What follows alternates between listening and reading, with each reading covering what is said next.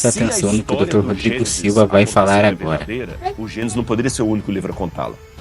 Porque ele não estava contando a história dos hebreus apenas, ele estava contando a história da humanidade. Ok.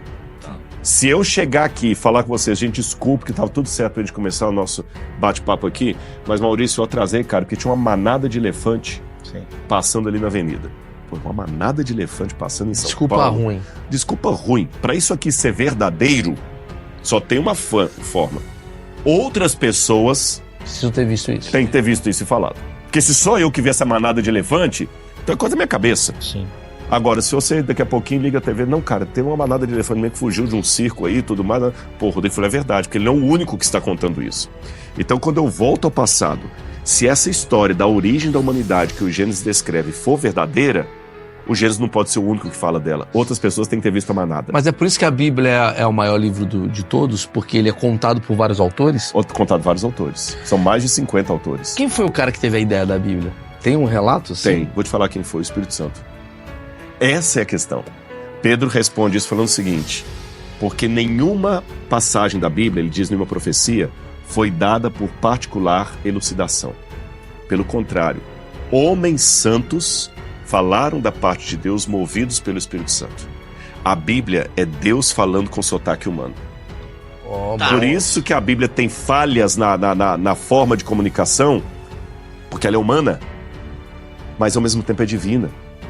Essa Bíblia falha no sentido da linguagem, é hebraico, é grego, é aramaico. Ela pega o cara da cadeia lá e faz ele deixar de ser traficante. Mas trazendo pro terreno, quem foi o primeiro cara a botar a primeira canetada ali? Moisés. Primeiras folhas foi dele. Moisés, primeira folha foi dele. Aí ele mostrou pra turma. Mostrou pra turma.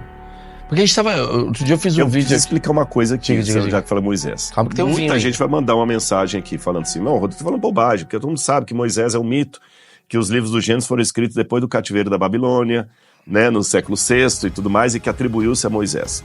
Isso é o que a galera protestante dizia lá de Wellhausen. Lembra que eu falei que a Igreja Católica que levantou contra teólogos protestantes que estavam desacreditando a Bíblia?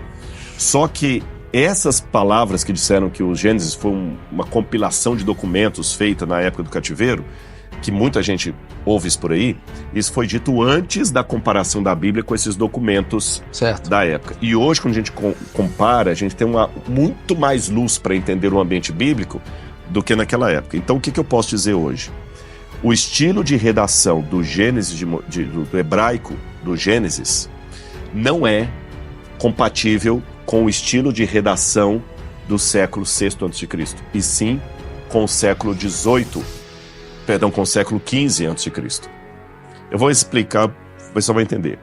Se você pegar uma carta, achou uma carta aqui, e na carta está dizendo assim: a moça lavava a louça enquanto suas irmãs não faziam nada. Suas irmãs se chamavam Albertina, Josefina, tá certo? E Efigênia. Você sabe, isso aqui é anos 40, 20. Porque hoje dificilmente você vai achar uma menina chamada Efigênia, Albertina. Pelos nomes, pelo voz mecê, pelo moiça, loiça. Você que sabe português fala assim: desculpa, esse português não é. Ele é arcaico. De agora, ele é arcaico. Agora, daqui a 2000 anos, alguém pode pegar essa carta e falar: essa carta foi escrita em 2023. Mas quem conhece bem o português sabe que pela nomenclatura não. Pelo estilo do hebraico, do Gênesis, ele não é daquela época da Babilônia, ele é anterior. E ele está cheio de expressões idiomáticas egípcias.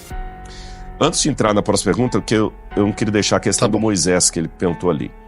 Existe um mito do Sargão, o grande Sargão, que diz: minha mãe, a sacerdotisa, me deu à luz em oculto. Isso está num tablete cuneiforme. E ela me colocou nas águas do rio Eufrates, num cesto com betume. Uhum. E as águas do Eufrates não me consumiram. Até que eu fui levado ao templo e tudo mais. E Moisés também é colocado num cestinho com betume no rio Nilo, tá certo? E parece que plagiou a história ali. Só que realmente é semelhante, mas a gente tem que lembrar uma coisa. Existem outros relatos também de crianças colocadas em rios. Como se fosse uma tradição. Uma tradição.